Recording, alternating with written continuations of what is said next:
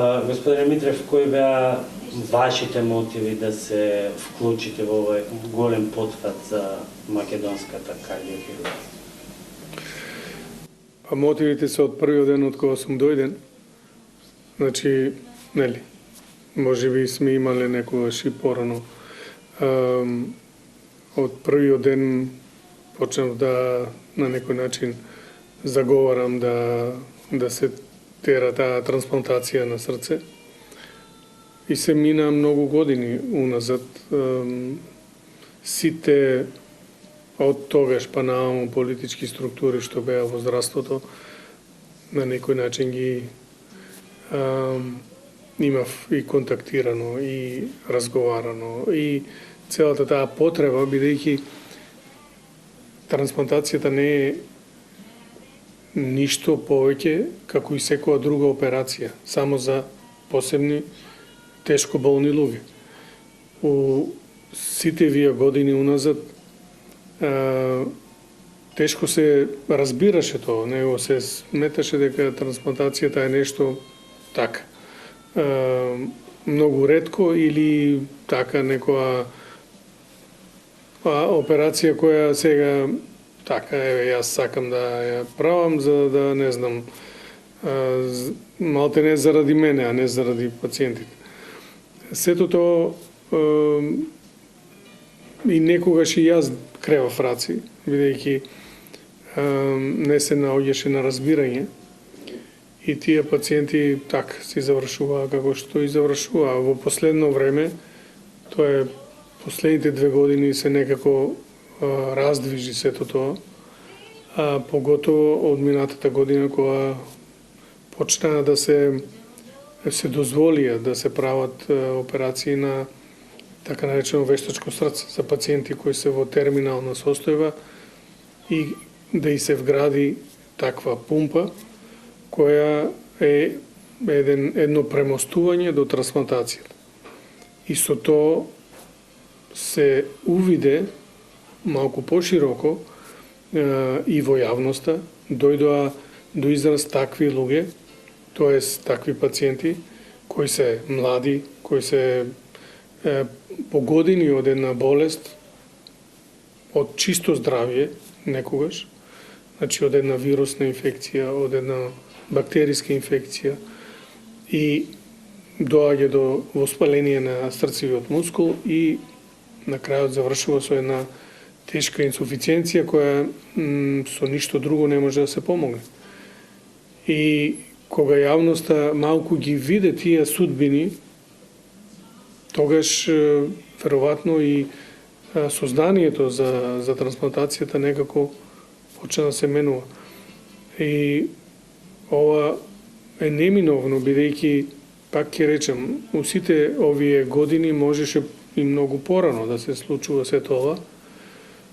Уште многу порано, јас уште 2001-2002 ја направивме првата аутотрансплантација, кај тоа е истиот принцип на операција, каде што дури и да кажам малку потешко технички, зашто се вади срцето на пациентот надвор, се реконструират сите тие промени, обично додатно има и промени во некои валвули и така, и потоа пак се враќа назад, се прави така наречена аутотрансплантација. И уназад овие години едно 5 пациенти така ги, тоа се специфични случаеви кои на тај начин ги решававме. Последната, мислам, беше 2017 во оваа болница, кога тогаш и лайф одеше во целата трансплантација на Facebook. Така да, од техничка гледна точка, секако дека не беше тоа проблем да се направи. Меѓутоа е многу поголема другата страна. А ова е другата страна кај трансплантацијата е затоа што се зема еден орган од еден човек, кој најчесто е несреќен случај и една трагедија во една фамилија, во една околина и се трансплантира на друг човек кој исто така е тешко болен и кој гледа спас во сето тоа. Тука имаме овој пат, се чини се случи уште едно чудо, кое што не се очекуваше во македонското здравство, тоа е обединување на три институции кои што условно во секојдневието важат за конкуренција. Што тоа би можело да значи во контекст на идните вакви чекори?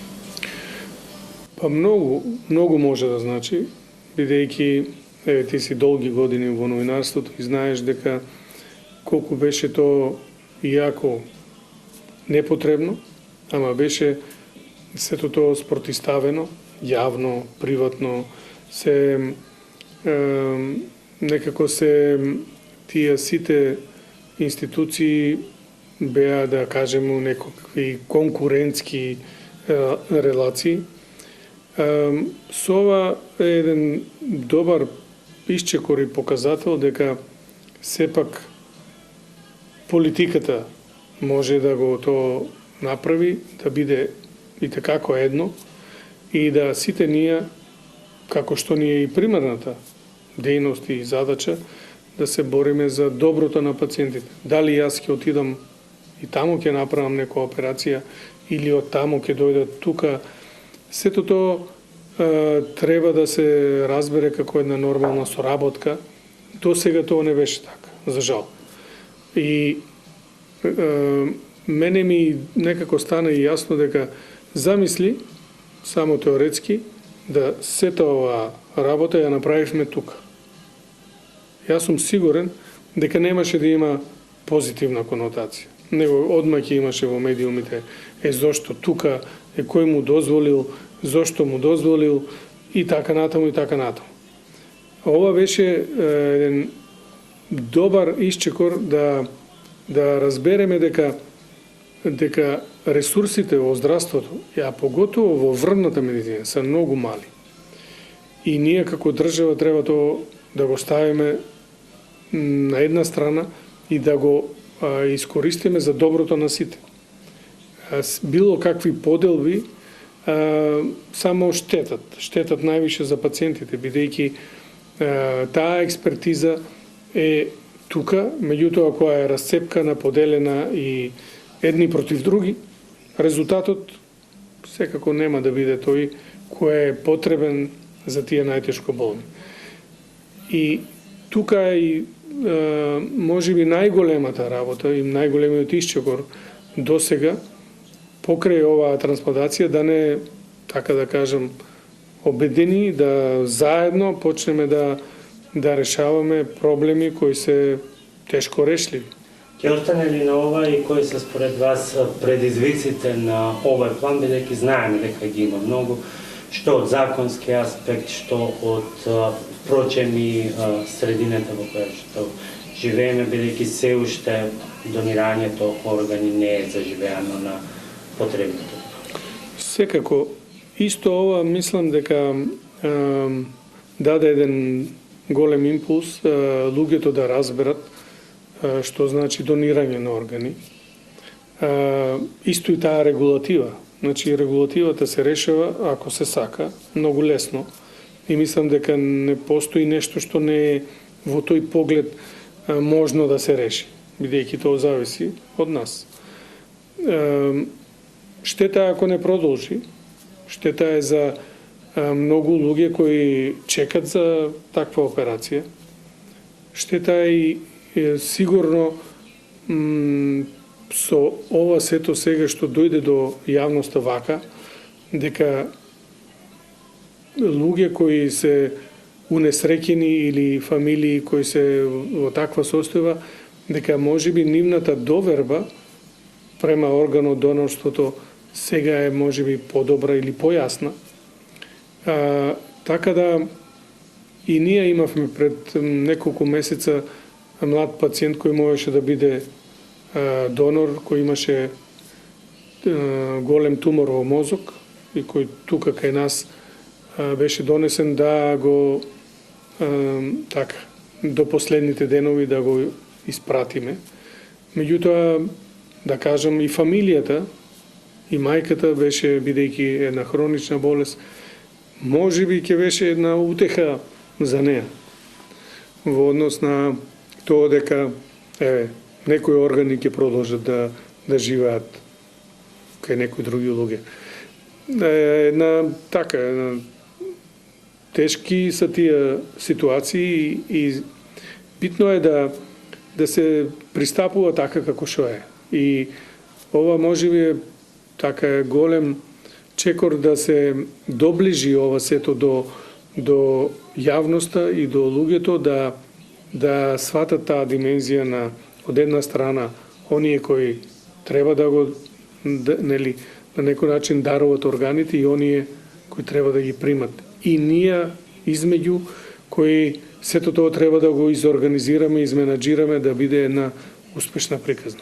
Од тука која е накратко вашата порака и до властите кои што очигледно треба да средат многу работи како што сега позитивно посредува, но и до потенцијалните органодонатори? Па мојата порака е да не се застане на ова. Ова беше една светла точка во целокупната организација на една ваква племенита ситуација и да се помогне и на најтешко болните да не се остават да бидат на маргините на општеството, него да се покаже дека можеме да се грижиме и за најтешко болните. Може, ова е доказ дека можеме, да се издружуваме и соработуваме, дали сме приватни, дали сме државни. Ова е еден навистина поволен, убав момент да сето тоа само понатаму се доразработи. Ги имаме сите можности, сите институции, значи до нас е, и ако не продолжиме е штета, а можеме и се надевам дека ќе продолжиме.